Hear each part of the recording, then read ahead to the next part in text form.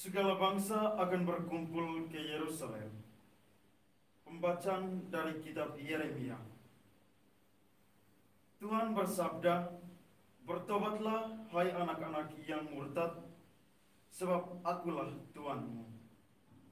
Aku akan mengambil kalian, seorang dari setiap kota dan 2 orang dari setiap keluarga, dan akan membawa kalian ke Sion. Aku akan mengangkat bagimu gembala-gembala yang sesuai dengan hatiku. Mereka akan menggembalakan kalian dengan pengetahuan dan pengertian. Apabila pada masa itu kalian bertambah banyak dan beranak cucu di negeri ini, demikianlah sabda Tuhan, maka orang tidak lagi akan berbicara tentang tabut perjanjian Tuhan.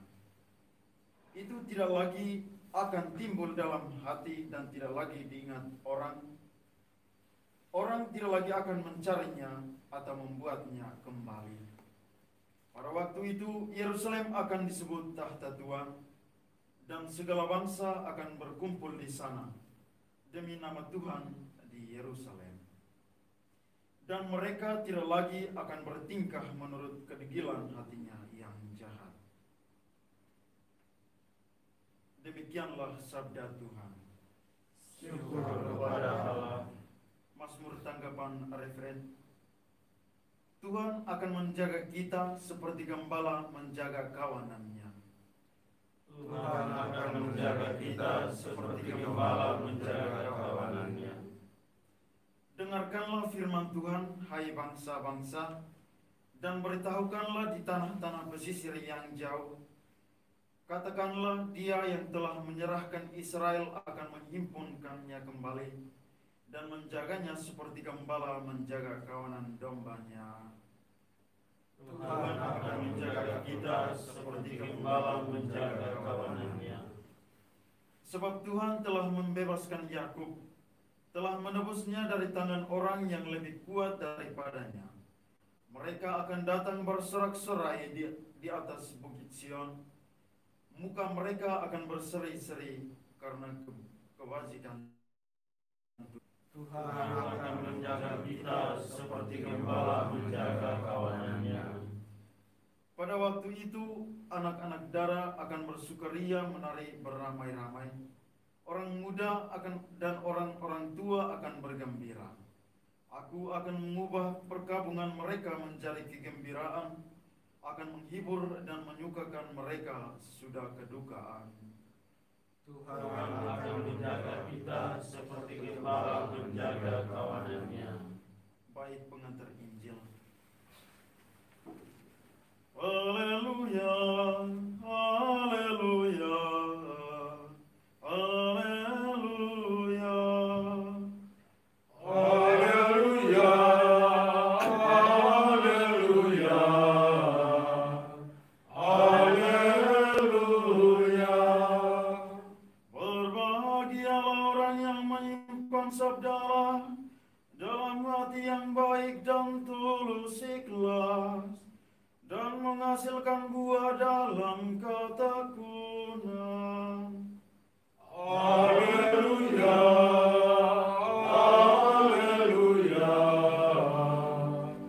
haleluya.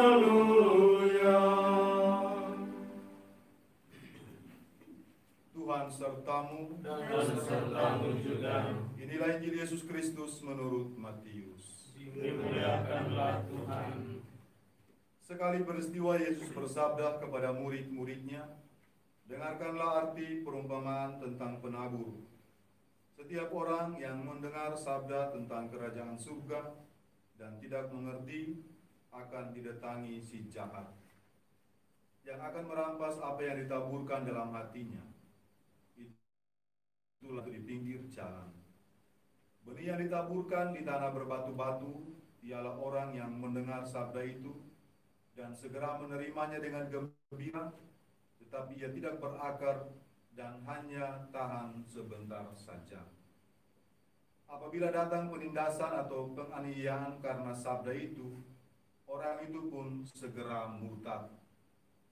Yang ditaburkan di tengah semak duri ialah orang yang mendengar sabda itu, lalu sabda itu terhimpit oleh kekhawatiran dunia, kekayaan, sehingga tidak berbuah. Sedangkan yang ditaburkan di tanah yang baik ialah orang yang mendengarkan sabda itu dan mengerti, dan karena itu ia berbuah. Ada yang 100, 60 ganda. Demikianlah Injil Tuhan. Terpujilah Kristus. Saudara-saudara terkasih, dalam pekan ini kita sudah mendengar dengan sangat jelas warta Injil tentang penabur benih. Dan Injil hari ini di mana Yesus dia menjelaskan lagi secara terperinci maksud dari perumpamaan yang ia sampaikan tentang benih yang ditaburkan ini. Kita tentu lebih memilih supaya menjadi tempat yang baik, supaya benih yang ditaburkan, firman yang disampaikan itu berbuah dan menghasilkan buah yang ganda atau berlimpah. Tetapi supaya menjadi pribadi yang baik, supaya firman itu berbuah, tentu tidak mudah. Ada proses yang harus kita jalani. Nah, pada kesempatan ini saya mau menyampaikan beberapa hal yang mungkin membantu kita juga, supaya kita ini menjadi wadah yang baik, supaya benih atau firman yang kita dengar itu dia bertumbuh dan menghasilkan buah dan menjadi berkat juga bagi banyak orang. Yang pertama, kita mesti menempatkan visi kita di harapan kita. Kita ini mau bertumbuh kemana? Mau mengarah kemana? Menjadi pribadi yang seperti apa? Orang bilang kalau Anda menempatkan visi Anda di hadapan Anda, maka Anda akan bergerak meraih. Jadi mesti kita menempatkan visi kita di depan. Kita ini mau menjadi pribadi seperti apa, itu harus kita ingat setiap hari. Dan jangan bermimpi yang kecil, visi kecil. Mungkin tubuh kita kecil, visi kita kecil, tapi kita punya visi yang harus besar. Kalau kita mempunyai visi yang besar, Tuhan tidak hanya mewujudkan impian kita, tapi Ia akan mewujudkan lebih banyak dari apa yang kita minta atau kita pikirkan. Jangan kita melupakan visi kita mau menjadi pribadi Kristen yang seperti apa. Dan untuk itu, kita terus berjuang menghormati Tuhan, berusaha menjadi pribadi yang baik, berterima kasih kepada Tuhan, berterima kasih kepada siapa saja yang telah membantu dan menolong kita. Kalau kita melakukan seperti itu, maka Tuhan akan memberkati visi kita tadi, harapan impian kita tadi secara berkelebihan, bahkan mungkin lebih dari apa yang kita impikan atau mimpikan selama ini. Yang kedua, kita harus yakin bahwa Tuhan itu mencintai kita. Dia menginginkan supaya kita itu menjadi wadah yang baik, supaya benih firman yang dia sampaikan tidak sia-sia, tetapi menghasilkan buah yang melimpah. Yang menjadi persoalan adalah banyak orang tidak percaya diri dan tidak yakin akan dirinya sendiri. Orang banyak yang pesimis, mereka hidup di bawah bayang-bayang orang, maka bergaul dengan siapa itu akan membantu kita untuk bertumbuh dan berkembang.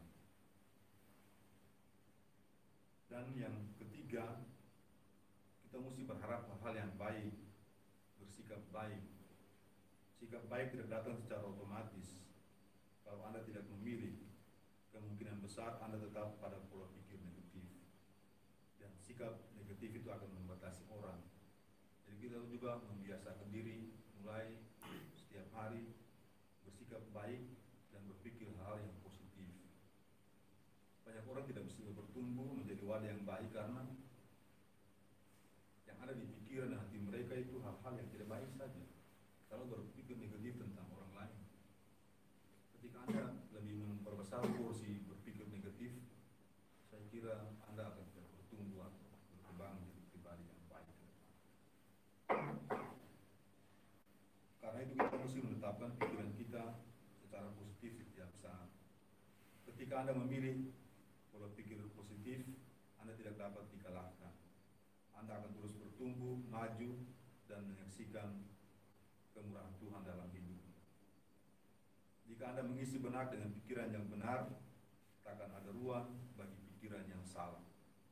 Sepanjang hari harus fokus pada hal yang positif. Dan yang terakhir, kita harus membuat satu komitmen untuk meraih hal-hal yang baik, meraih hal-hal yang unggul dalam hidup. Kita harus menjadi pribadi teladan di mana saja kita hidup dan bekerja, supaya nanti semua orang yang ada di situ bilang, belajar dari orang ini, perhatikan dia, tirulah kebiasaan, bukan sebaliknya. Jangan lihat orang itu, jangan ikuti sifat kelakuan. Ketika kita hidup unggul, itulah kesaksian terbaik.